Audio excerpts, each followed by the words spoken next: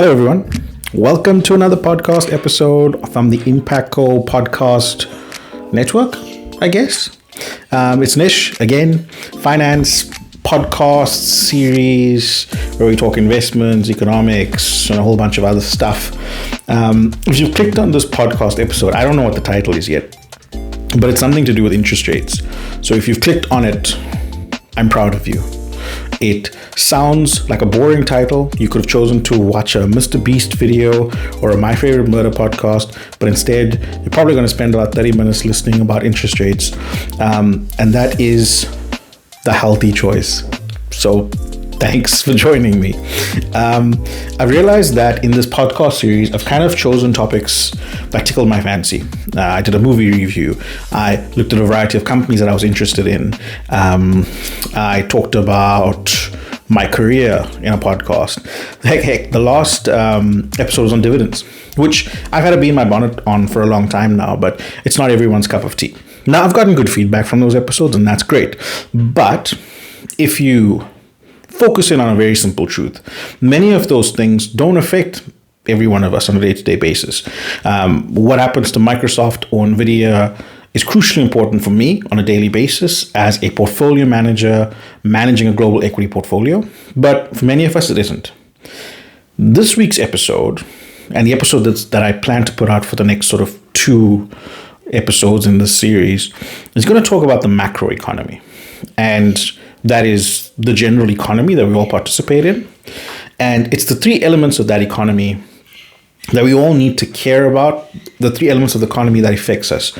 I often talk about the Pareto principle, the 80-20 principle, this idea that you can sort of get 80% of the answer from 20% of the knowledge or the input. I often use that when I think about stocks. You can do the same when it comes to many concepts in finance. Yes, if you watch Bloomberg News or CNBC or you open up the Financial Times, there seems to be a million of economic indicators out there and things relating to economics. Now, you don't need to be an expert on all of those things, quite frankly. Understanding what economic growth is, what inflation is, and what interest rates are will effectively give you that 80-20 principle covered, where you will understand, for the most part, what you need to understand about the economy, and you'll be able to interact and incorporate that into your lives.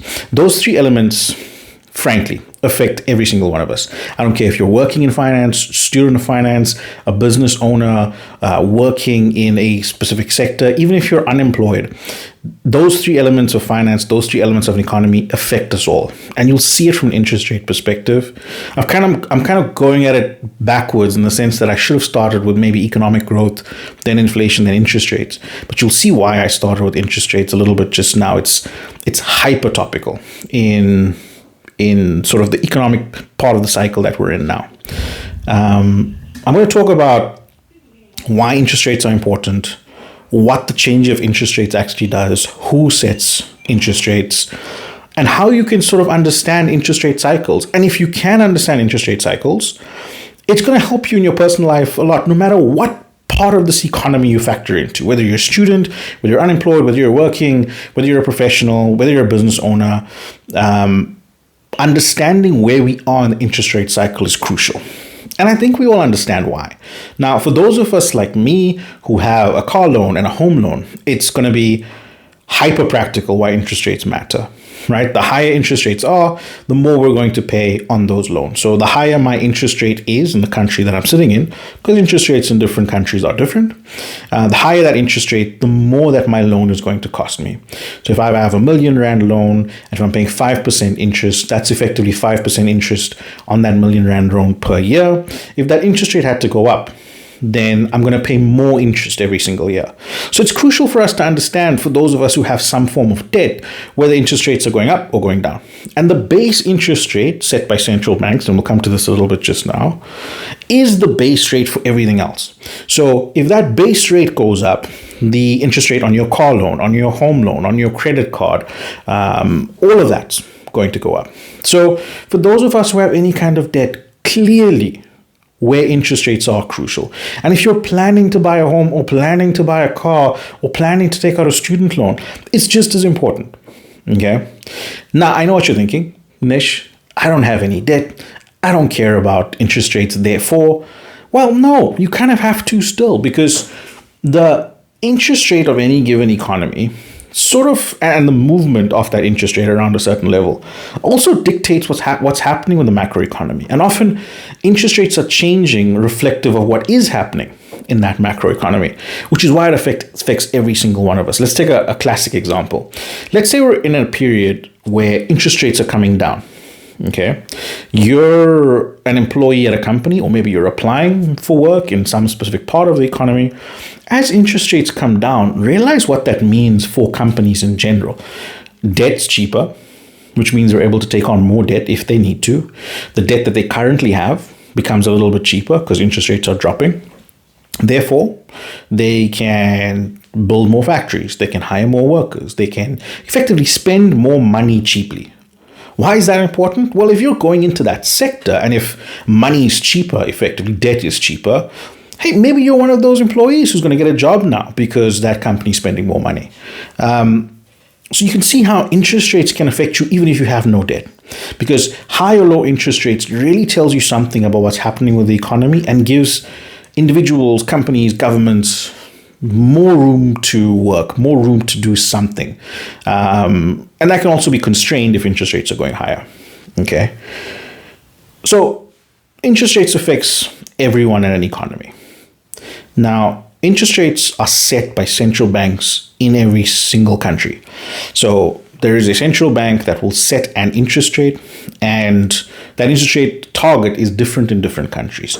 Emerging market countries, typically with higher inflation rates, will have higher interest rates, and developed market countries like the United States, Europe, etc., generally lower inflation rates, lower interest rates. That's in general, and we'll get to inflation a little bit just now. All of these three things, GDP or economic growth, inflation, interest rates, all kind of commingled. Okay, so central banks effectively have a target of what they want inflation to be. Now, we will have a whole episode on inflation, but we should all know what inflation is. Inflation is just how much generally goods are increasing in any specific country. Our wages are typically linked to inflation, and the costs of things is generally tied to inflation. The way we see that in our daily lives is start of a new year, school fees goes up, cost of a basket of groceries goes up, maybe your haircut bill goes up, the cost of your internet goes up,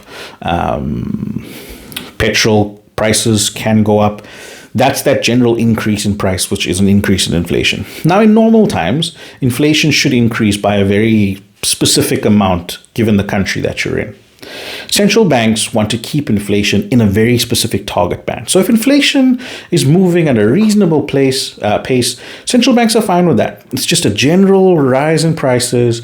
Your general rise in wages should match those rise in prices, and you live in a very healthy economy where prices increase, your wages increase, you're able to afford the goods where prices have increased, and the economy just sort of flows like that. And economic growth, which we'll come to, sort of trundles along quite nicely. What do central banks not want? They don't want a rapid increase in inflation. And that's a rapid increase in the cost of goods. Now, we can get super technical now and talk about reasons for why inflation should go super high, like demand pull inflation and supply push inflation. We'll come to that in the inflation section. But we can put a very practical example on the table for when prices went up dramatically. And I think we all will understand why it increased because we lived through it. And that's the COVID pandemic. Think about what happened during COVID. We all effectively had to sit at home and not participate in the economy. We couldn't go out and do the things we normally did. So our demand for things dramatically reduced. We were cutting our own hair. We weren't buying takeout anymore. We weren't buying durable goods like furniture because they just couldn't be shipped to us. Factories were closed in a number of regions. So our natural demand dropped quite dramatically. That's bad for economic growth, which we'll get to, but it's also bad for inflation. So inflation comes down quite dramatically because we're not chasing goods as much as we used to. So during COVID, inflation was low.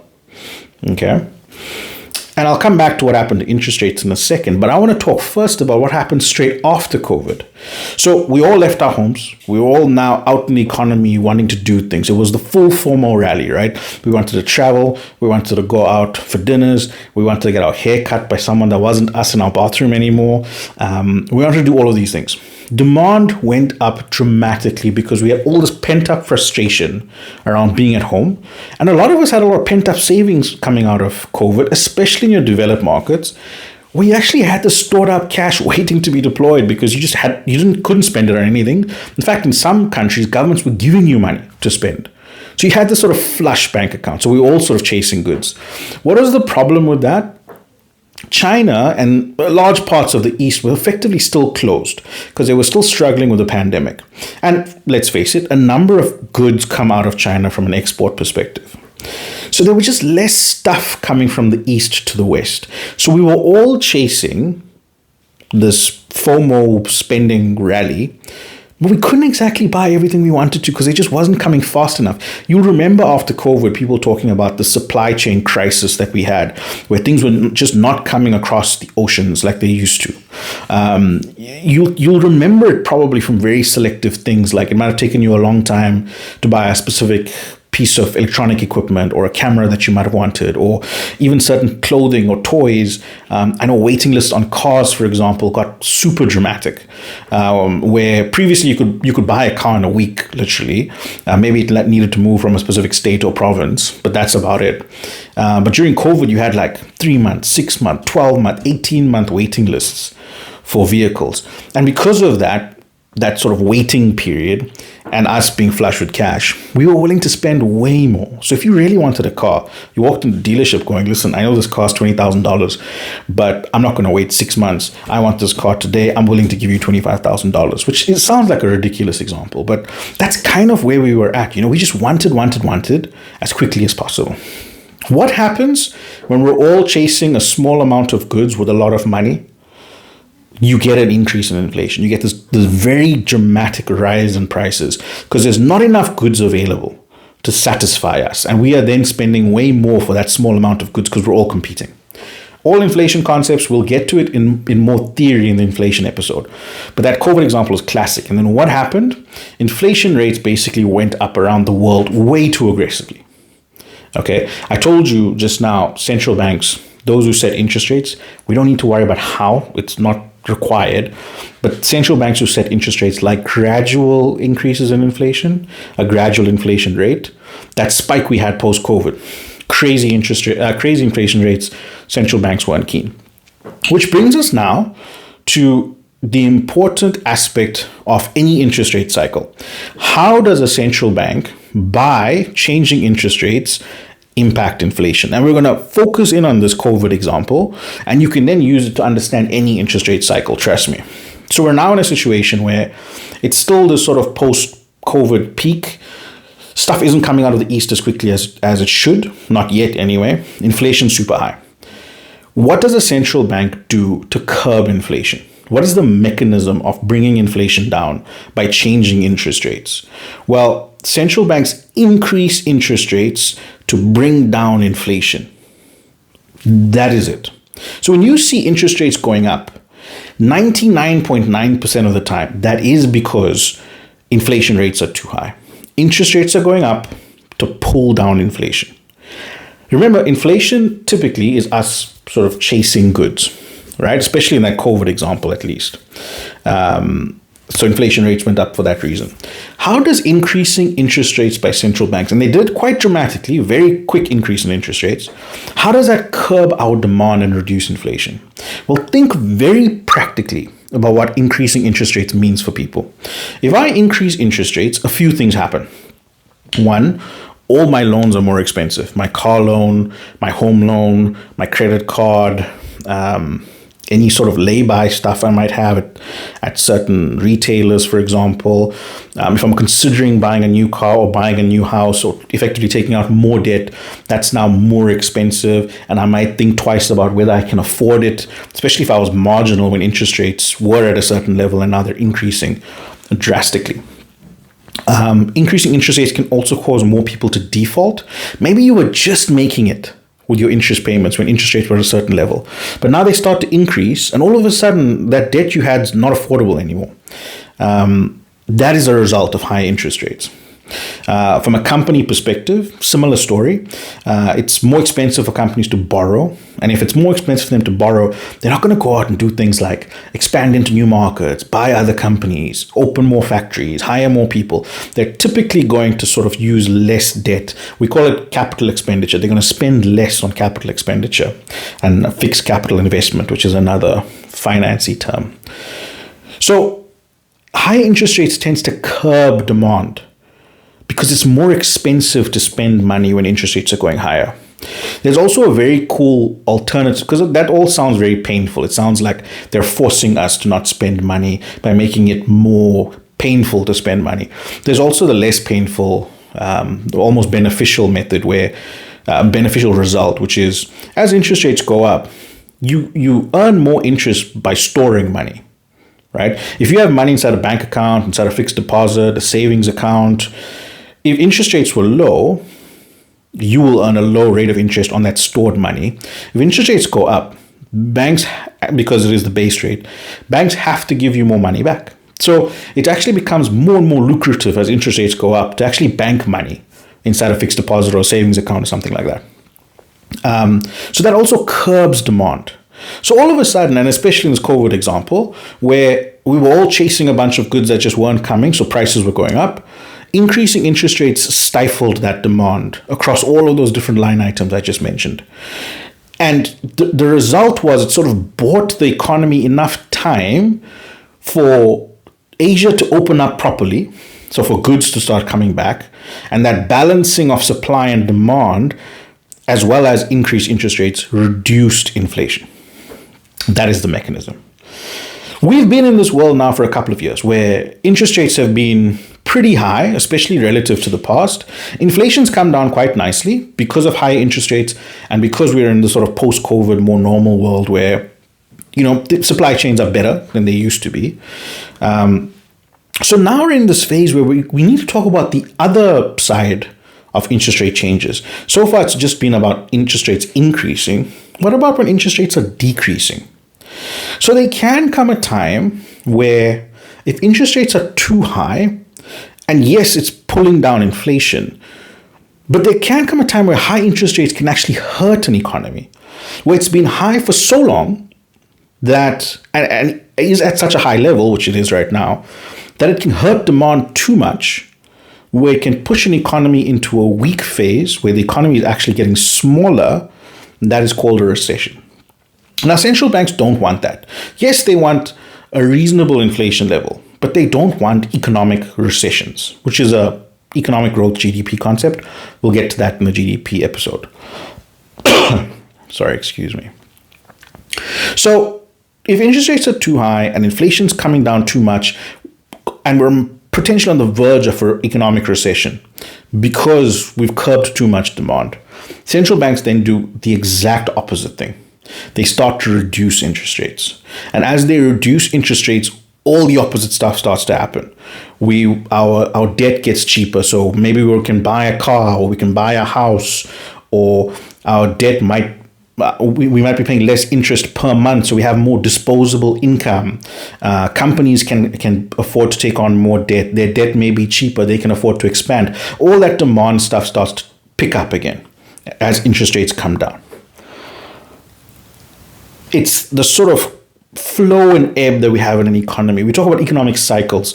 This growth period, which typically is higher economic growth, higher inflation, also high interest rates as central banks react. And then as that demand peaks out and interest rates take their effect, the whole economy turns back and GDP growth starts to come down again. Inflation starts to come down again. And then interest rates come down again, hopefully without a recession. Why it's important to understand that is because interest rate cycles are pretty well defined.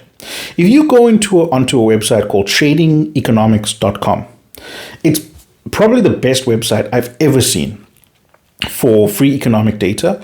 You can literally pick the country you want. There's a bunch of economic data points. You can click on any one of them. And you can sort of see it plot over time. So we're going to do this for GDP, we're going to do this for inflation, but for interest rates, it's actually the simplest of all. So whichever country you're listening to this from, and it's predominantly going to be South Africa, going to tradingeconomics.com, click on countries, pick South Africa or any other country, click on interest rates. There's sort of a 10-year option or a max option, and you'll see this ebb and flow of interest rates over time, this very cyclical nature of interest rates. Why is it important to understand how interest rates and why interest rates move? It's because you can take advantage of interest rate moves. If you can understand what cycle of interest rates we're in, it matters a lot. If you're going to buy a new house, and if you earn a certain amount of money, if you get the sense that we're in the part of the interest rate cycle where interest rates are coming down, it's going to dramatically help you to make that decision on whether you want to buy a house or whether you want to buy a car. Can you afford those things? Okay. If you're starting a new business, can you afford a business loan? If you're going to be a student, can I afford the premiums on a student loan? When we were in the COVID pandemic and interest rates got quite low again, a lot of people took on debt at that phase because it seemed so affordable. Interest rates were quite low. But if you didn't understand interest rate cycles thanks to inflation and what was happening post-COVID, you were in for a very nasty shock when central banks started increasing interest rates again to curb inflation. You didn't know why they were increasing interest, or maybe they tried to tell you, but how many of us knew why they were increasing rates and how it was supposed to curb inflation? And how many of us took that into account when we were making big purchasing decisions? You know, interest rates got quite low during the COVID pandemic. We look at our bank balances, our salaries, and we go, hey, I can afford a house now. I can afford a car now. I'm going to go for it. But if you understand the interest rate cycle, you'd have realized that coming out of COVID, those interest rates couldn't stay that low. So you actually should have been thinking of the next phase where interest rates were going higher. The turning points, you can now get a better sense of understanding. And it's crucial for this period because if you go and look at central banks speak from a number of areas, Europe has started decreasing interest rates. Canada has started decreasing interest rates. The elephant in the room is always the United States. They haven't started decreasing interest rates yet, but they're talking about doing it. Maybe one or two this year, more into next year. So just like coming out of the pandemic, where a lot of people got it wrong, taking on debt when they probably couldn't afford it if interest rates went up, we're at the reverse period now. Inflation's come under control. Central banks want to avoid a recession. So what are they going to do? They're going to try and stimulate a bit of demand, which we've now discussed. If they drop interest rates, we all feel like we have more money across a number of different line items we've already discussed. And if that happens, and if you understand it, you can take advantage of it and use it to plan your own financial journey. If in the context of you want to take on debt for any specific reason, or you want to sort of consider what your economy is and whether companies are going to be spending more, whether job growth is going to be better, whether it's a good environment for you, that sort of thing.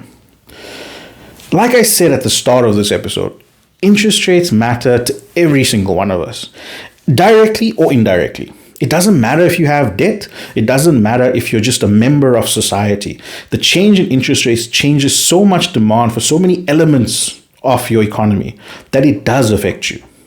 And a lot of us don't need to understand financial concepts because it doesn't matter. If you're a dentist, you might sit there going, I don't need to know what interest rate policy is for central banks. But if anything, this episode is supposed to tell you that it does matter to you as a business owner, in this case, if you are a dentist, or as a consumer, if you're a dentist living in an area when you want to move into a bigger house or buy a better car. Hopefully, everything that you've heard in this episode gives you a better sense of how to see the cycles. Go on to Trading Economics. You'll see that interest rate cycles, the up cycle is very defined. The down cycle is very defined. Central banks put out a bunch of information, and there's a bunch of reporting on what the movement is in interest rates, because the cycles are so defined that financial media can sort of tell you where we are and what cycle. Post-COVID, we were in the up cycle for interest rates. Now we're definitely in the down cycle for interest rates. And that can definitely help you make better financial decisions. As in every single podcast episode, I try and sort of simplify economic concepts. And my wife and I, for example, always talk about interest rates in the context of our financial decisions. The flow of those cycles help us to determine what we can buy, what we can't buy, and whether it's a good decision to delay our purchasing because interest rate cycles are changing. If we want to buy a new car, hey, maybe let's wait a little bit because interest rates are probably going to fall. It's going to be way more affordable 6 months from now than it is right now. Why buy a car when interest rates are extremely expensive? I mean, it makes it almost unaffordable potentially to buy that car. Maybe you could only afford the car if interest rates didn't increase. That sort of scenario planning around interest rates is crucial. And if you've listened to everything in this episode and you go into the trading economics site, you'll be able to get that sense also. If you're on the cusp of understanding for whatever reason, maybe I haven't been super clear, just drop a comment wherever you're listening to this. If it's on the podcast network, you can't really comment. So then just comment on one of the Instagram posts and we can make it clearer for you. It's not that complicated. Now, you're not going to be a savant on interest rates, but you don't need to be. You don't need to call the turning point in interest rates from up to down or down to up. You're not making money off that.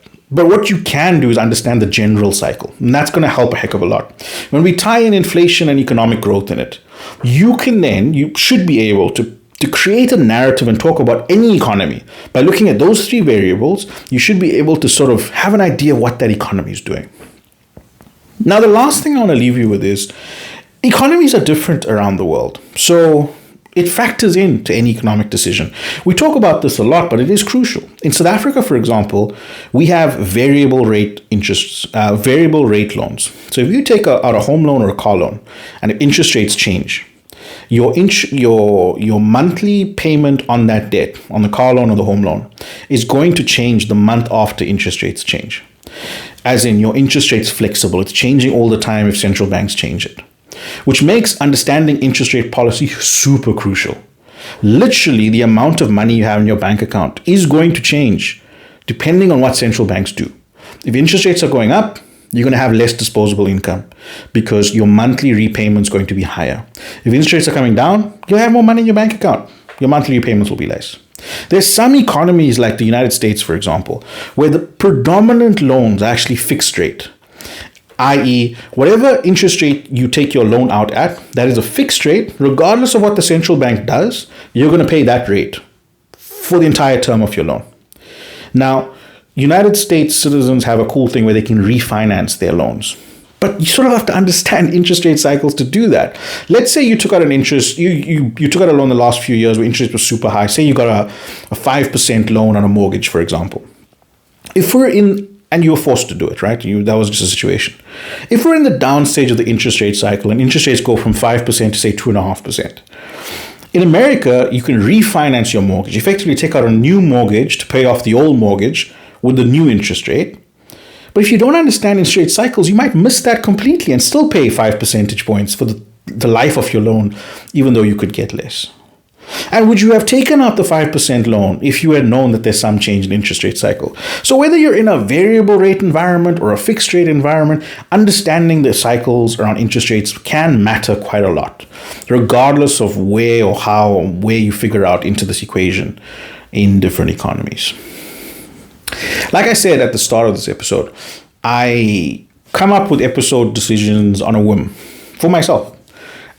This is probably the one episode, bar my career episode, and in fact, this episode, by far more than the career episode, that should affect every single person listening to this episode, and definitely every single person in an economy. If any one of my episodes are going to go viral, and listen, videos about economics and finance are not going to go as viral as Mr. Beast doing like a new Suicide Game episode. But if there's any episode that should go viral and people should listen to, it is something like this episode. That's how important interest rates are. So, as always, like, subscribe, comment. But if you haven't before, share this episode. Maybe people aren't going to listen to this for 28 minutes about me parroting along about interest rates, but I genuinely feel that if more people know about this, it can make people's financial lives easier, and that is the goal of this podcast. And I feel like not enough people know about interest rates. So if you took and if you're at this point, I'm hoping you took some good news or some good elements out of this video that you can use, and not just sort of falling asleep to my voice. That this has been practical enough and useful enough that you would consider sharing it. And if you do have questions, post them somewhere. You can do it on YouTube. That's actually a really easy place to do it, that I can respond to, because it can be interactive. I'm not just sort of preaching at you in some sense. But that's it. That's our episode. I do want to look at inflation and how inflation and why inflation changes and what's an inflation basket and that sort of thing. I do want to talk about GDP, which is economic growth, effectively, gross domestic product. But having understood interest rates, we can sort of very easily go into the other two topics. And like I said, that's going to be your macroeconomic language that you could take away and use without needing a sort of 3-year degree on economics from a university. So that's it. That's the episode. If you've gotten this far, as always, I genuinely appreciate. Stay safe, and let's hope interest rates fall in the next few months, especially in South Africa. Cheers.